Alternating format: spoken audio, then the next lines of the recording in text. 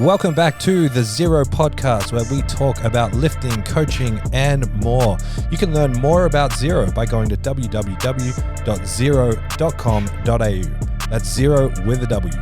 We are also proudly sponsored by Establishment Coffee. Head to establishmentcoffee.com.au. Use the code 025 for 25% off and free shipping.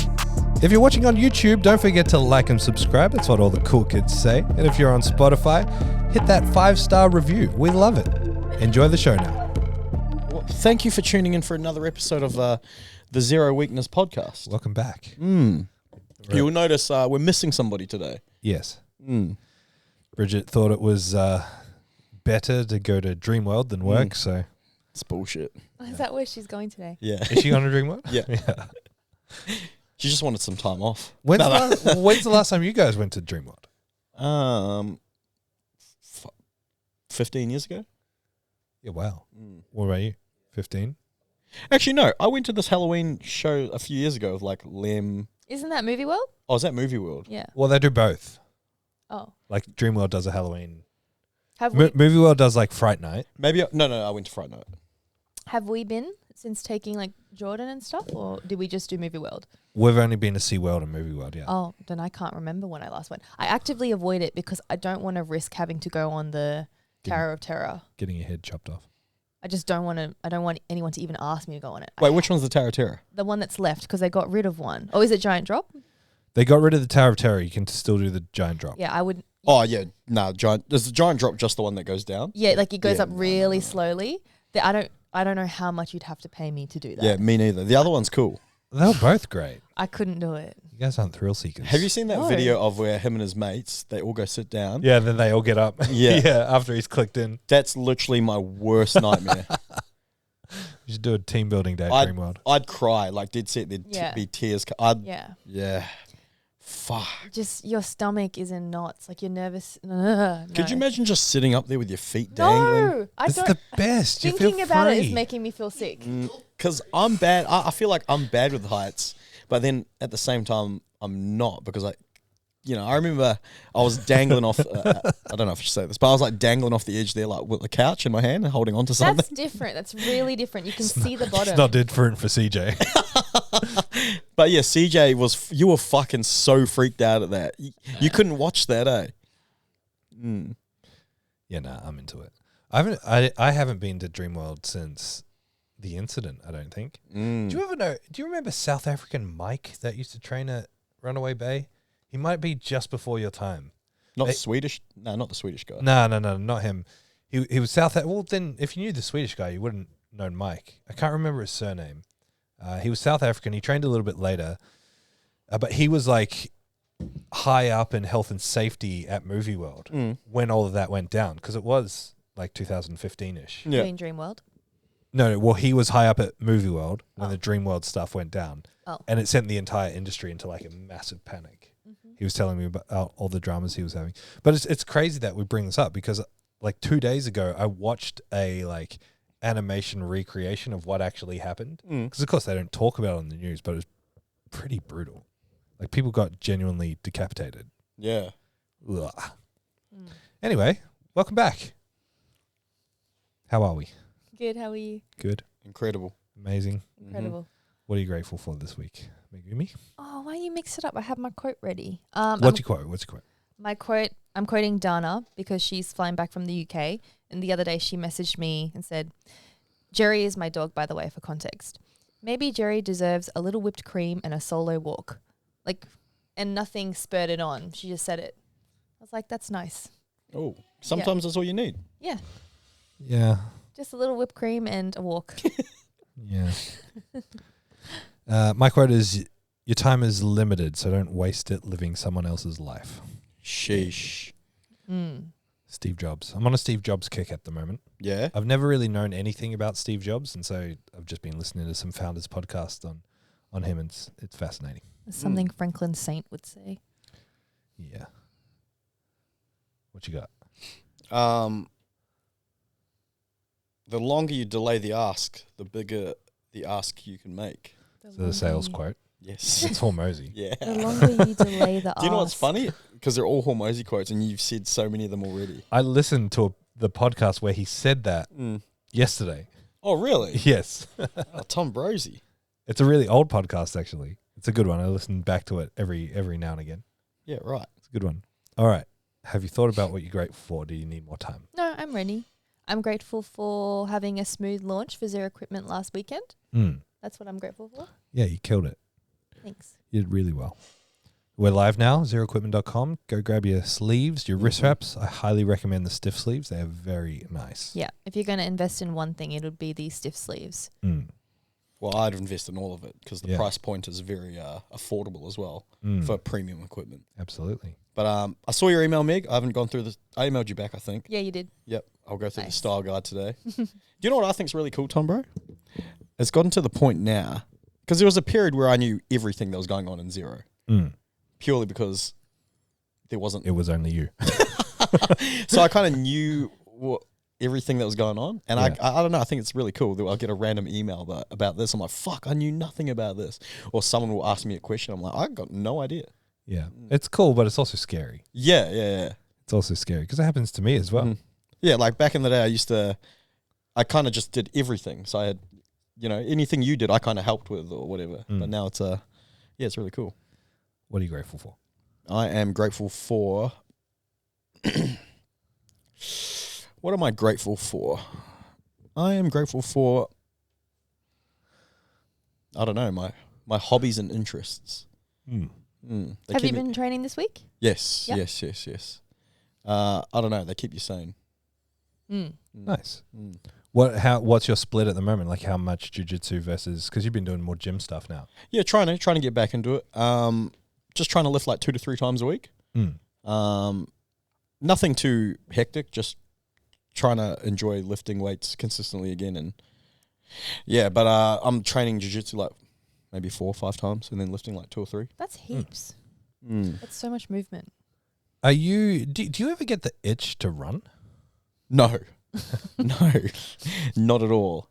Like was it a chore when you were doing it, or was there a period where you were looking forward to the next run? Nah, you know when you've told yourself you love it, like you have to do so much convincing. Yeah. But then I knew I didn't want to do it. When after like the first race, I was like, don't want to do this much longer. Yeah, interesting. Yeah, no, not at all. Like we're, I don't know, because even with powerlifting, even though I haven't done it forever, I still think about like, when am I going to compete next? Like, when am I going to do this? I better start squatting if I want to fucking squat more than 80 kilos. But yeah, I always think about that, but with running, never. I'm grateful for my left bicep. Let's go. You don't realize how much your bicep does for your hand until you lose it. Like my wrist and forearm is perpetually so sore because it compensates a lot of the movement that your bicep does. Like your bicep does that. So I don't have that at the moment. And so like typing, just everything makes everything really sore. What's your underhand for deadlifts? This one. Oh, sweet. Yeah, Okay. so that's fine. Yeah, wow. I'll max out next week. I hope my arm eventually goes straight. Like it's pretty, hopefully my surgeon doesn't see this because I'm not actually allowed to do this, but it's almost straight. But I hope also that it doesn't, so I can be one of those goobers that before every bench has to walk around going, my elbow, my elbow, doesn't look out. I've always wondered if anyone has ever gone as far as like trying to cheat by faking that. Because all you'd have to do is rock up on the day with your elbow like this and just be like... Oh, you know what? I've actually only ever seen one person do it in comp, and it was Laura Tedeschi. Oh, really? Yeah. I've seen heaps. Seen a lot, yeah. Kevin Boatwood used to have to do it. He had nothing on his body locked out. I don't know how Kevin Boatwood used to train. Where is he? I don't know. I was thinking about him the other day when we flew to Melbourne. I was like, I saw a guy in the airport that kind of looked like him, and I was like, oh, I miss Kevin. Yeah, he's a great bloke. Yeah. I think they just decided to pack up and stay in Melbourne. Either that or he just doesn't really train anymore. Really? I don't know.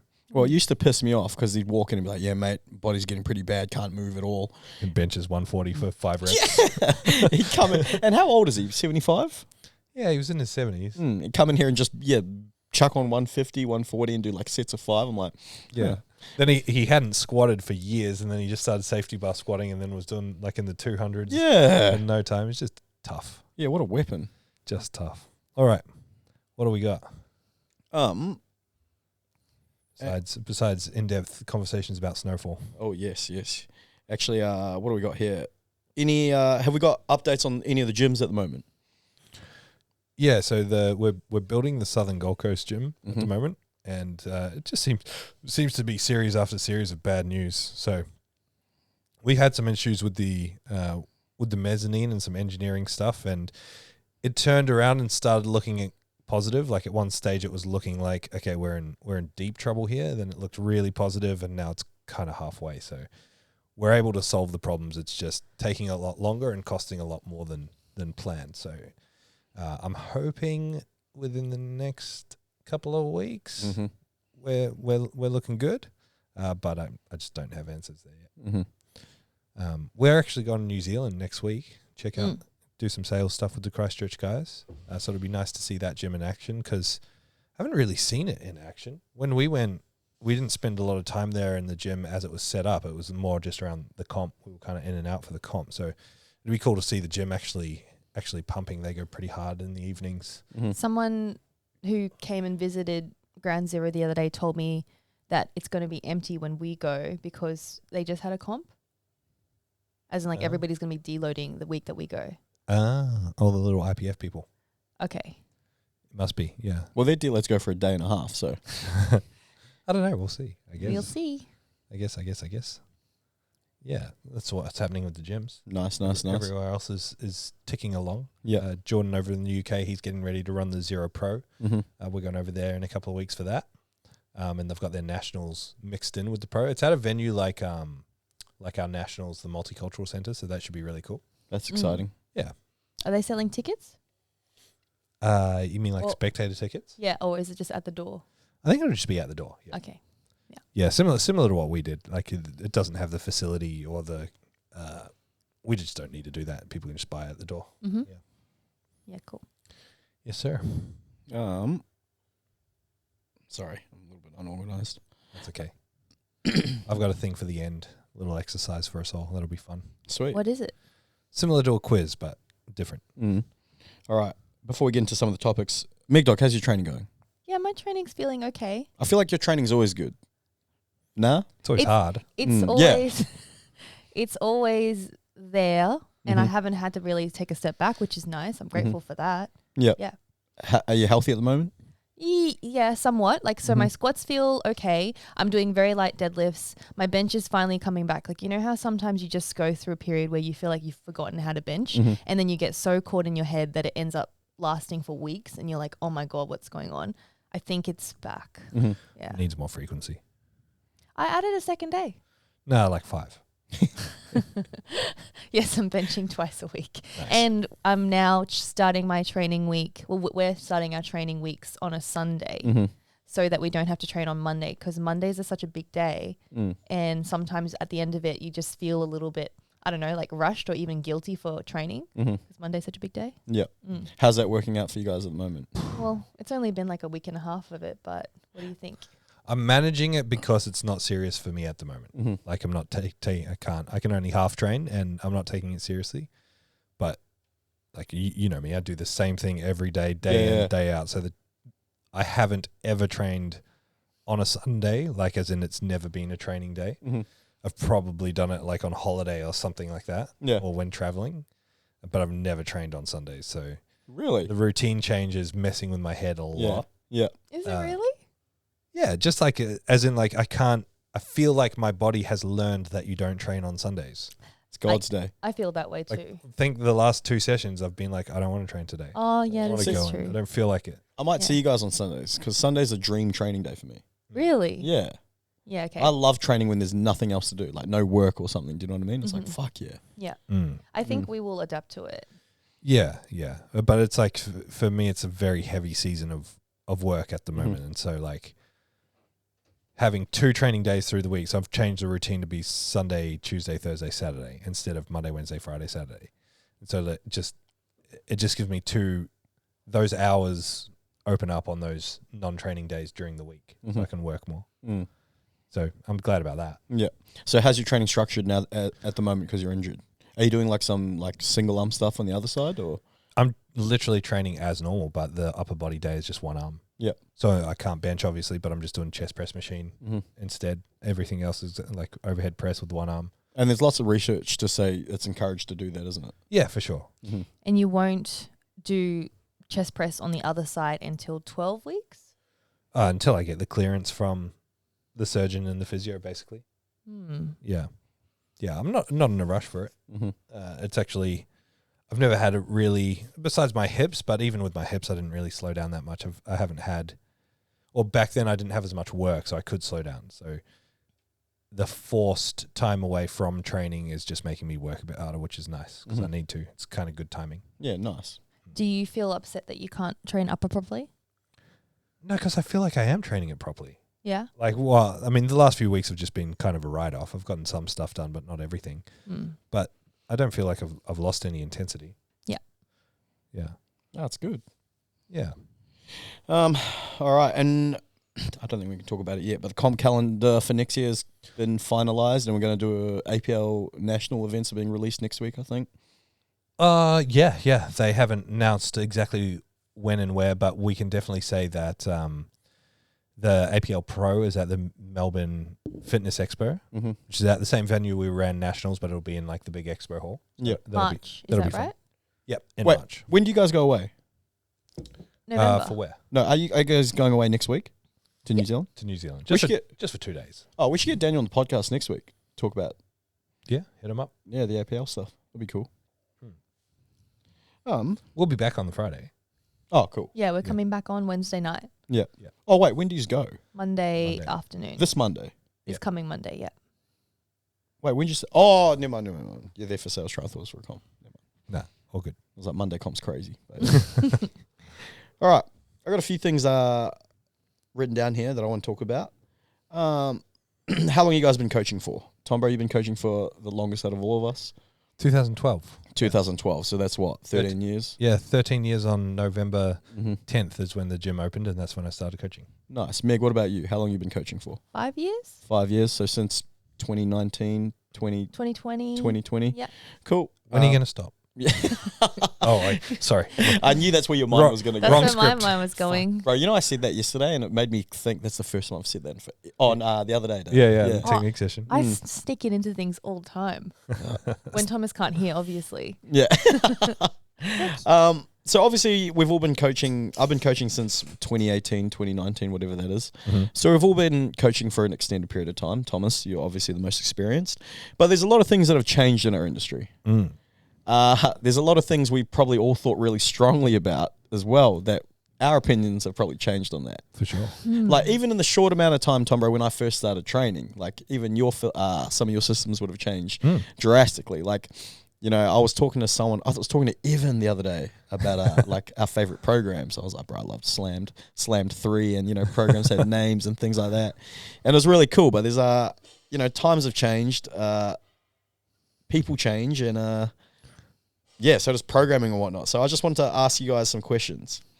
Tom, bro, you don't have to get too into detail, but you can answer this however you want. What's one thing you've changed your mind about? If I'm talking recently, and it's not as much change my mind as refined, but like the basis on what programming is built on. So like I used to really believe in the old, I guess, scientific principles of strength training, phases of programming, volume landmarks like MEV, MRV, that kind of stuff. And now all of my programming approach is based around one question, which is what actually makes a muscle stronger. And so it looks far more like a typical modern hypertrophy program than what you would think a stereotypical powerlifting program would look like. That's the biggest change I've made in recent years. Nice. For sure. What about you, Meg? I don't think I've changed my mind too much on anything training-wise because I'm very fluid in that sense. Nutrition, the main thing that I can think of is that I think that there could be more harm than good done by being too rigid with nutrition. And I think back in the day, I was very, very drill sergeant about it. So my approach to nutrition has changed a bit. I'd say more flexible and less pressure on doing things perfectly, tracking things perfectly. Yeah, that's probably the biggest one. When you say tracking things perfectly, like how meticulous do you get when it comes to tracking? Or how meticulous were you? Like Brandon Kempter level where you're taking out individual pieces of rice. Yeah. Individual grains of rice. Have I ever told you that? No. So when he was working out of here and he was in prep, and it was the first time we had white monsters in. Yeah. He's like, oh, how much? I want to have white monster. Is it sugar free? And he's like, I'm like, yeah. Then he looked at it, he calculated it's like 4 calories.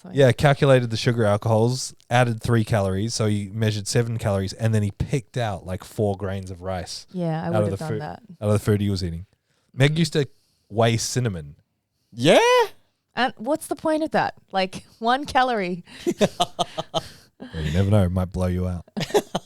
Yeah, but the thing is, it depends on the person, because if that works for you and it truly doesn't affect your mental well-being, then so be it. But I find it hard to believe or come across people where it doesn't affect you, even to some subconscious level. Mm-hmm. So you need to go on a road of self-discovery to figure out what works for you and not be influenced by other people who maybe pressure you into thinking you have to maintain a certain level of rigidity to be successful at training. Mm-hmm. Yeah, see, I think bodybuilding prep is a different animal. Like I can almost understand Brandon going through that. But people doing that, like you were just saying, some people can handle it kind of thing. I think if you're doing that, it probably speaks to something that exists inside you already. That might be something worth exploring.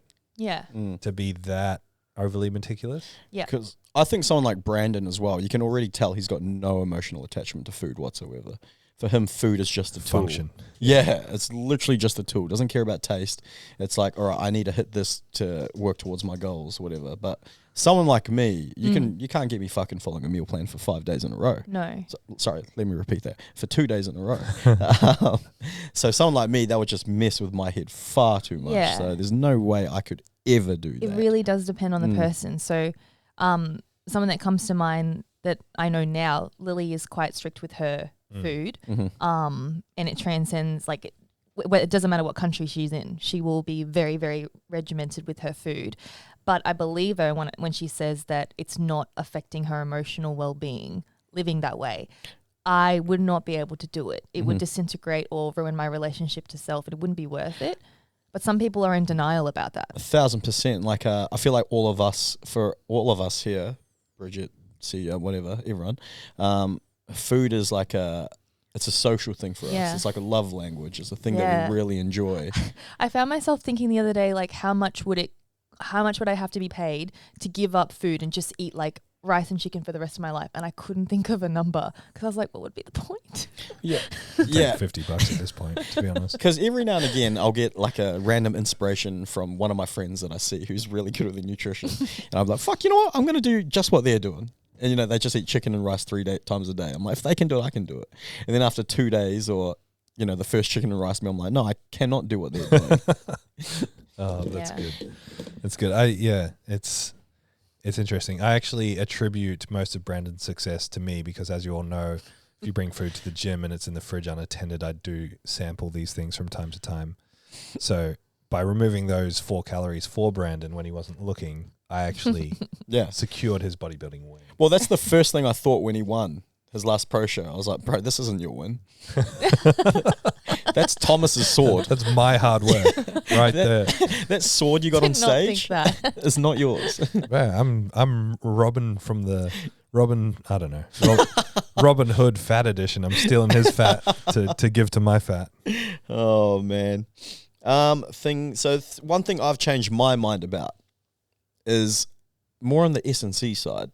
If you look back at some earlier S&C stuff I did, I thought I always needed to have some kind of plyometrics in there. I thought I always needed to get some rotational work. I thought I needed lots of dynamic stuff, lots of like throws, slams, jumps, whatever.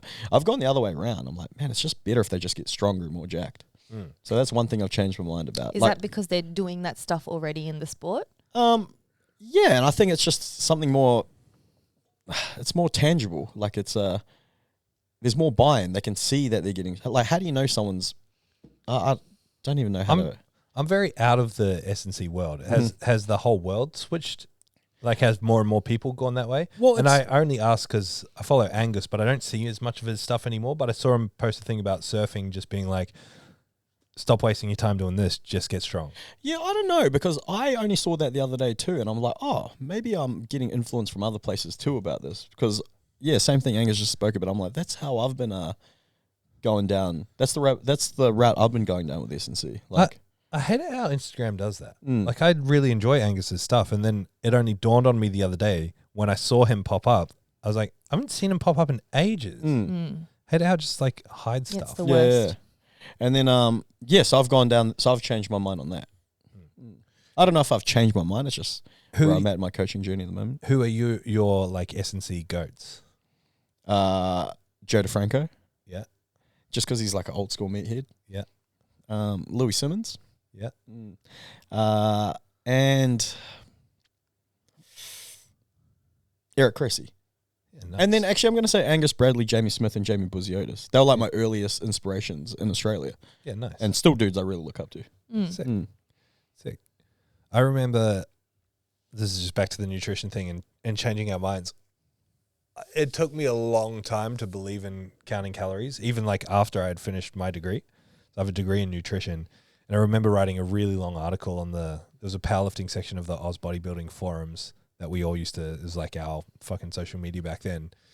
And I wrote this big long thing about like how counting calories is stupid. You should never count calories. It's such a waste of time. What does it even mean? You can't actually measure how much you're burning accurately. You don't know whether the calories in your food are actually truly what they say. It's just eat this much, and if you're getting bigger or smaller, then change it accordingly. Which is still kind of true, but I don't believe that anymore. I don't believe in not counting calories altogether. But that's crazy. Like that's at one time in your journey you thought what you were saying, you were preaching it with so much enthusiasm and belief that was 100% right. It's also like it's a very, saying it out loud, it makes me think, it's a very young coach thing to say, because when you're a young coach, you think that everyone is you. Mm-hmm. And so for me, back then, it's like I literally ate exactly the same thing every single day. So it's like if I was gaining weight, it's like, okay, I'll pull away this, and then it is measured. Everything is measured. It's like counting calories without counting calories. And the reality is, if you eat different things all the time or go out all the time or whatever, you need to be able to track things to know where you're at. Mm-hmm. Otherwise, you're shooting blind. What else have you changed your mind on? Anything else big? No, the food stuff is the biggest stuff. Maybe this is again a bit of a fluid concept, but maybe putting too much bank into aesthetics, and what that could really mean for a person. I don't think there's anything wrong or harmful with somebody wanting to look a certain way or present themselves a certain way, but how much of a percentage that makes up your self-worth, I think, is worth knowing. Like if it's 100% of everything, like, and your life revolves around looking a certain way, I don't know how good that is. And I certainly was like that at one point. So I've changed my mind there. It's interesting. It's the question of like, someone says, I don't look good. You're like, okay, define good. What does that actually mean? Yeah. Good for what? What else can you think of that you've changed your mind on? I'm going to circle back to what Meg said, because I've always looked like the other way around. I've always been able to do things that it looks like I can't do or I shouldn't be able to do. Like, I've always been like a little bit chubby or a little bit heavier, but I've always been able to move really quickly and fast and like things like that. So I've gone the other way. I've never actually looked like I can do shit. Am I making sense here? Does that make sense? So over time, instead of just thinking about performance, you're thinking more about body composition? Like, yeah, I don't know. I've never put too much thought in body composition. Okay. Yeah. Because, I don't know if that makes sense, but I've always looked like, I don't know, I was kind of fat when I could run very long distances and things like that. I don't know. As in, you've always appreciated what your body could do. Yes. That's better. That's a better way of saying it. Makes sense. One thing I haven't changed my mind about it. I've just put more emphasis on it. I've never really been a direct arm training guy, and now I'm putting it in so many more just direct arm work in people's programs. Why? I Well, I used to watch a lot of things that Angus Bradley used to post once again on shoulder health and things like that. Yeah. And so many people's, not people that had major problems, but just getting people's shoulders, even just getting people to hold a barbell like that can actually be really challenging. Yeah. So I've just put more direct arm work in people's programming, and lots of their shoulders are feeling better, and they're loving it. Yeah, I was a huge proponent of that like 10 years ago. Real big on the fully supinated curl and squeeze the bar tight with your pinky, like chase proper external rotation. Big fan of like, I don't believe overhead tricep extensions are the best exercise in the world for tricep growth, but in terms of just like getting shoulders into places that they need to go into, it's fantastic. 100%. I think that all the time. Like, some people will be like, I think I've said this to you guys, but there's people in the gym and they've got overhead press in their program, and it's purely because they're 61 years old, they're retired, they're never going to get their arms above their head any other time than that session. So it's really crucial. And if their shoulders are staying healthy because of the 2 sets of 10 they're doing in here, that's awesome. Yeah. Have you ever heard me say, like I say it a lot, that you should be able to touch your elbow, the inside of your elbow, to your ear? I said it to everyone. I'm like, if you can't do that, that's just like a marker that maybe your shoulders need some work. You know where I got that from? Hot yoga. Yeah? I did hot yoga, and there's like a pose where you're holding your hands above your head, like your palms together. And the lady kept yelling at me, like, no, get your elbows to your ears, get your elbows to your ears. And I was really struggling with it. And I'm like, maybe my shoulders aren't that great. Yeah, right. Can I try it? Yoga influenced powerlifting. So my elbow should touch my ears. Yeah. Are you doing it? That's pretty good for your shoulders. Yeah, my shoulders are terrible. Yeah. So that's it? I reckon if you tested your shoulders now versus like when you were just doing powerlifting, that'd probably be way better from jiu-jitsu, right? Yeah, but I also, now that I've realized, back then you used to always be like to me, your upper back's not doing anything. And I'm like, no, it is. And it's only honestly really clicked in the last year or two. It's like, no, my upper back was literally doing nothing. Yeah, fuck. Who would have thought? If only someone told you. But when you watch it, I'm like, no, my back's not rounding. It's not moving. But now I actually finally understand that. Yeah. Yeah. 10 years later. It's only when you see someone else and you're like, oh, your back looks soft as shit. Like, it's not doing anything. And then you see a video of yourself. You're, oh. But for a very long time, I used to always just be like, nah, but look how close my hands are. In the middle. It's like, I'm just jamming my body, and my arms are so sore and tight back there that it feels like there's some kind of tension through my upper back. All right. What else we got?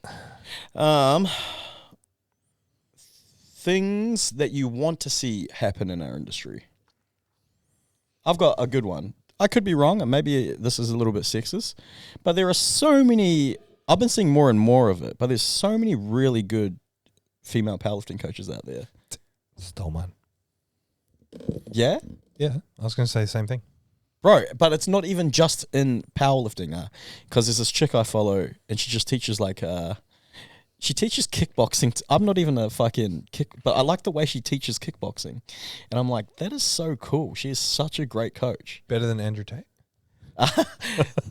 Not as good as Top G. But no, she, and that's just cool seeing the way she teaches it. I was like, man, I follow her. I don't do kickboxing. It's just cool seeing her coach. And I was thinking, there's so many good coaches out there, female coaches. And it's really cool. You see some in Sydney and Melbourne that are getting bigger and whatnot. But it's cool to see more of them get a little bit more recognition across the board.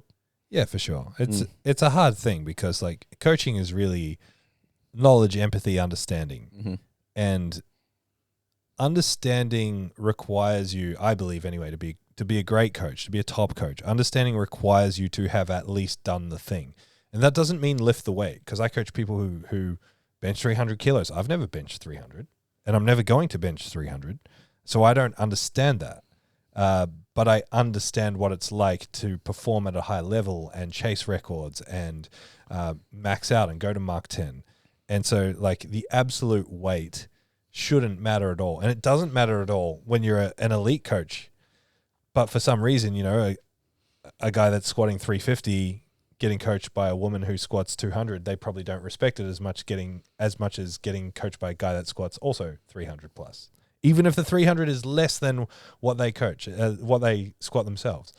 It's a real weird thing.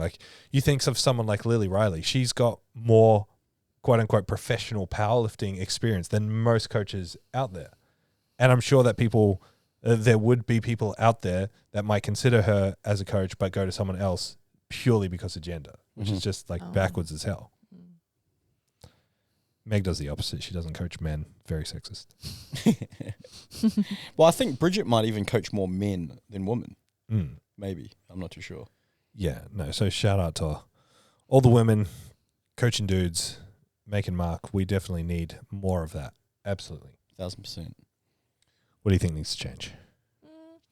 I would like to see more, is the term like duty of care post anything exciting, like guiding someone after they've done a comp or after they've finished an extreme diet or something, or weight loss phase, or after they've done something big, because there's quite a bit of emotion that happens or gets unearthed after you achieve something. You know, a lot of people are quick to jump onto helping them for like the 12 weeks of the beginning of the diet, but then afterwards, I think sometimes people are a little bit lost. That's a bit general, but do you know what I mean? Yeah. Yeah, I think it's even more important for what you're talking about, like extreme diets or weight loss or bodybuilding, because not only is the aftercare for the emotional side of things, but there's actual physical risk. Yeah, for sure. From there as well. And with that physical risk comes emotional risk, like people blowing out and then having this comparison of where they are now versus where they are 4 weeks ago, and going down the spiral of unhealthy eating or unhealthy training behaviors. It can be really, really, really It's just bad. extremely hard to sell because people don't want to spend money on that. They just want to spend money on getting shredded. Yeah, but I mean, they shouldn't have to. I think it should just come as part of the package. Like, here's what you do for the next 12 weeks after, regardless of whether you're getting coached by me or not. And maybe I don't know enough about it. Maybe there are plenty of people that are doing that kind of stuff. I know that, there's definitely people out there that are passionate about it. But if it was more the norm, that would be cool. Yeah.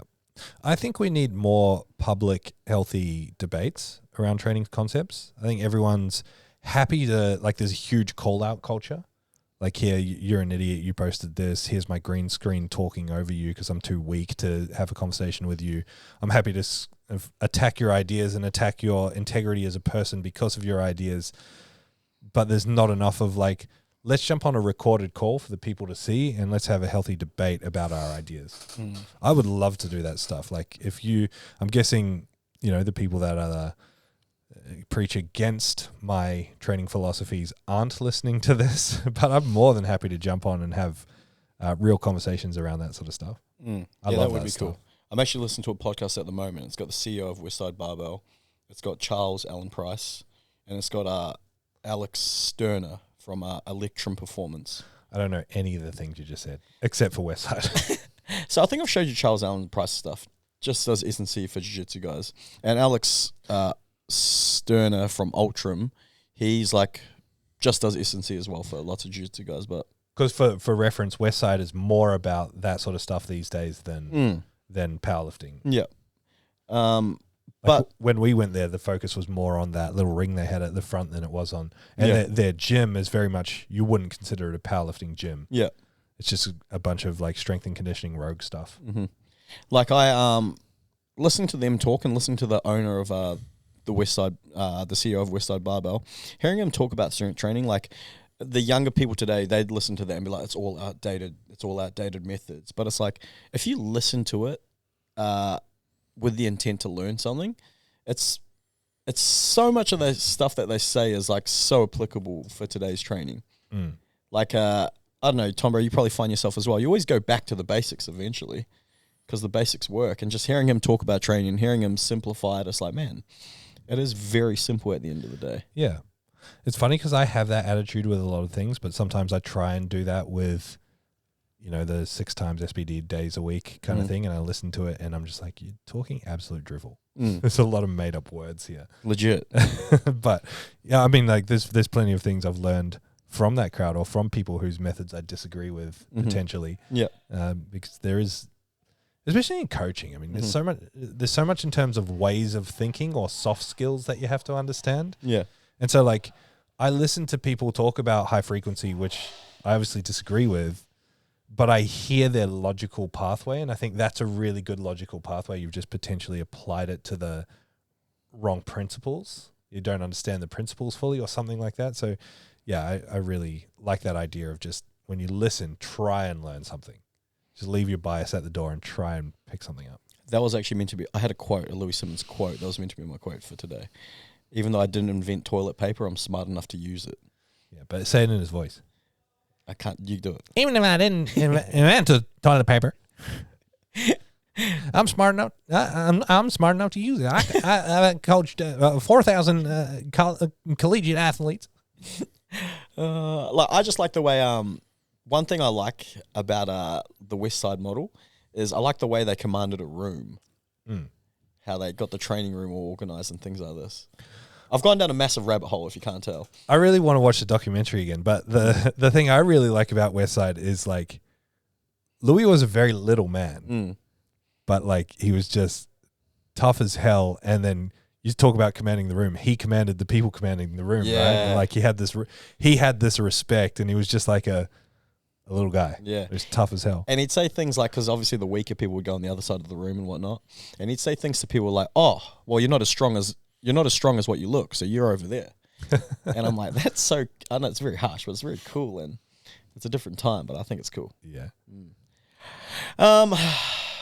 Anything else you guys want to see happen in our industry? I mean, there's a lot, but what's the next question?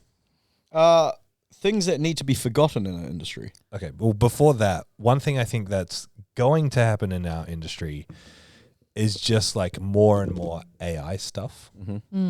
And Daniel actually talks to me about this all the time. Like, I reckon he asks once a week because he's paranoid about it. He often asks, aren't you afraid of like just ChatGPT or AI just essentially removing your need to exist as a coach? What do you guys think about that? Are you worried? Sorry, you go, Meg. I don't know. I was speaking to my online client in the car about it the other day because she came up from interstate to train with me for a few days, and she said that just for fun she had looked up a program, like a strength program on ChatGPT, and she asked me if I was nervous about AI or if I used ChatGPT often, and then I was like, well, just in this session today we've uncovered like a bunch of things about your shoulder. There's no way that thing could have helped us fine. And she was like, you're so right. So not really. Yeah, I'm with you. Like, AI's been around for a while in industry. There's been AI coaching models for a while. Name one person you know that gets coached by an AI coaching model. Like, you know what I mean? And it's, so I'm with you, Meg. It's like you can't replace the human element no matter how hard you try. Like, where else are you going to find a degenerate coach like myself? That's like, nah, but do you know what I mean? Like, it's people come here for an experience. And you do come for the human element as well. 100%. So yeah, now we're mixing it between like coaching and gyms, right? So AI will never replace a gym for sure. In terms of coaching, there is the human element, so it'll never replicate that. It'll never be able to look you in the eye and have true human empathy and understanding. It'll all be modeled empathy and understanding. The other thing is proof. AI will never have proof. Like, they could write the best powerlifting program on there, but they can't say, I've coached the best powerlifter in the world. You know, like that's the saving grace for coaches, is the proof that you're building. Because I think AI is only going to become better in every application, including coaching, including assessing technique. But I don't know. I feel like more and more people are like me, where they're like, ChatGPT kind of sucks a lot of the time. Yeah, it does suck. It's always making mistakes. Yeah. I don't use it. I cancelled my subscription because I was just using it to make funny dog photos. Such a waste of my money. Oh, we'll use the Zero. It seems very artificial. No, I mean, I love technology, and I think AI is great and very helpful. The hard thing with something like ChatGPT as well, you have to be really good at prompting it. If you're just like, do this, it sucks. If you put a lot of effort into the prompt, you might get something really good. And I think there's very specific applications where it really trumps, but not always. Anyway. Things that need to be forgotten in our industry. You kind of said my one before, Thomas, about call out culture. Yeah, that's always been the. I don't. Yeah, I don't like black and white stuff or slandering a certain exercise or machine or approach to something, because in a couple years' time, people might change their mind. So I kind of don't like that, but it's not something I lose sleep over. So like sometimes I watch these guys that do these call out videos, and it's like I'm like, bro, like I've known these people. I'm like, bro, you've only been training like that for a year. Yeah. Like, why are you talking to him like this? I've literally watched you train. You only started doing this like a year ago, a year and a half ago. I just love the lack of understanding or context. Like you always have to take anything anyone says about anyone else with a grain of salt on the internet, 'cause they just don't know. And I've got a perfect example of this. And no offense if you listen to this podcast, I don't know if they do or not, but someone made a green screen video of Colton sprinting recently, and they gave me props for like, see, Tom Bro is smart because he incorporates athletic stuff into the strongest powerlifter in the world's program. It's like, I never did that. I want to give him sprinting. I'm not an idiot. You know, like I didn't do that at all. And so they're like praising me and praising the program, even though it was nothing to do with me or the program. Colton just wanted to do some sprints. That's like, but that's an example of just, there's an assumption there based on what you see, which might be completely wrong from the context you're given. Yeah. And I just hate the idea that people use it to attack character and ideas without if you've gone back and forth with the person and gotten a really good handle of the context where they're coming from, their understanding, go for it. Well, don't go for it because it's stupid, but like most of the time you're just going in blind with no context. Like when people make those videos, what kind of like interactions are they trying to attract? Like, do they expect, like every time I've watched a call out video, I'm like, this is the dumbest thing I've ever heard. And then it's like, I don't know, I just think it's lame and doesn't need to happen. But then I think at the same time, it's like, do they think their followers are watching this and going, oh my God, such and such just released a new call out video. Let's tune in and really enjoy this. And I don't know, maybe I think you can do it educationally. Like I think you can do it respectfully, but the like straight up call out dissing someone is kind of gross. But people like that stuff. They like watching the train wreck. Like think of the 6 o'clock news. It's never okay, everyone had a good time, everything's great. Psychology would have you not watch that, but you want to see the train wreck. Anything that you need is you want to be forgotten, Meg, in the industry? No, not that was besides hers. that. Oh, sorry. Mine's probably just like the modern powerlifting meta. Leave it where it belongs, back with Shaco back in 2010. And that's all it is. It's just a repeat of the past, and it's just funny watching it because it's like people are approaching it with a really good scientific mind. Like they're trying to think about it in depth and finding all these justifications as to what to do and how to tweak it. And it's really simple in the sense of like, we already tried all that and we already figured out it doesn't work. But because everyone's so new to it, most people don't have the insight into the past. It's like they're literally looking how to make fire again. It's like, bro, we figured that out. In fact, we made this little thing called a lighter that'll do it way faster than spinning sticks. They're back spinning sticks again. That's where was I? Sorry, I just had something on the tip of my tongue.